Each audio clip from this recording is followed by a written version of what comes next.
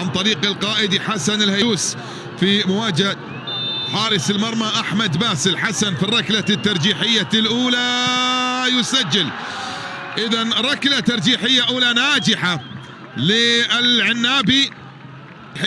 إذا ميرخس دوسكي اللاعب الذي يتواجد في التشيك مع نادي سلوفاتسكي هو من سينفذ الكرة والركلة الترجيحية الأولى لمصلحة المنتخب العراقي. دوسكي أوه حلوة الكرة من ميرخس دوسكي، لكن ستسجل في سجلات وكشوفات الاتحاد الدولي بأنها مباراة تعادل ما بين الفريقين. محاولة من أحمد فتحي وحارس المرمى جلال أو أحمد باسل عفوا، أحمد باسل يتصدى للركلة الترجيحية. تنفيذ الركلة الترجيحية الثانية سيع أحمد فتحي بعد ما سجل الهيدوس. الآن دوسكي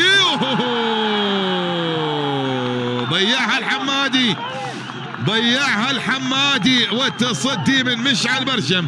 علي يستعيد التقدم للعنابي. علاء يتقدم وكرة ضاعت تصطدم في العارضة قوية من أحمد علاء واصطدمت في العارضة.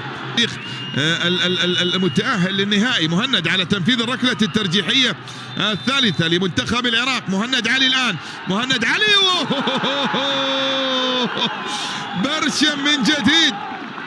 برشم من جديد يتصدى. الآن الكرة والمحاولة من الركلة الترجيحية أحمد السيل من خلال الركلات الثلاث الماضية تصدى لركلتين. علي عدنان الآن في مواجهة مشعل برشم. علي عدنان قوية جدا في زاوية مستحيلة. كرة علي عدنان تسكن الشباك وتعلن عن التعادل. فيما تبقى من أو في ركلتين، واحدة في هذا الجانب وأخرى في الجانب الآخر.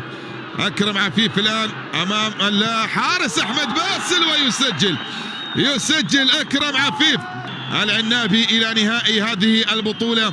والكرة والمحاولات القادمة لمصلحة المنتخب العراقي. الآن ملعوبة في المرمى، يأتي التعديل عن طريق أحمد علي يسجل ويضع الكرة في المرمى. باسل في المرمى، سلطان على التنفيذ. الركلة الترجيحية السادسة الآن سلطان ويسجل هدف ويتقدم من جديد لمصلحة العنابي عن طريق أمير العماري. أمير في مواجهة برشم، تسديدة يا سلام، جميلة جدا كرة أمير في زاوية صعبة جدا أيضا هي الأخرى تعلن عن التعادل مرة أخرى. أحمد باسل، جاسم على التنفيذ وباسل في المرمى. جاسم بالقدم اليمنى يضع الكرة بكل ثقة ويتقدم لمصلحة العنابي. مين هو اللاعب العراقي اللي راح ينفذ الركلة الترجيحية السابعة عموما؟ الكرة الآن في مواجهة المرمى ويأتي التسجيل عن طريق ريبن سولاقة يسجل الركلة الترجيحية السابعة لتعود الأمور بالتعادل. الآن في مواجهة الحارس أحمد باسل. مصطفى في مواجهة باسل وتسديدة زاحفة قوية في المرمى. يتقدم العنابي من جديد، يتقدم العنابي مرة أخرى. نكمل بعد ذلك. بشار رسن هو اللي راح يلعب الكرة والركلة. بعيدة تماما عن المرمى.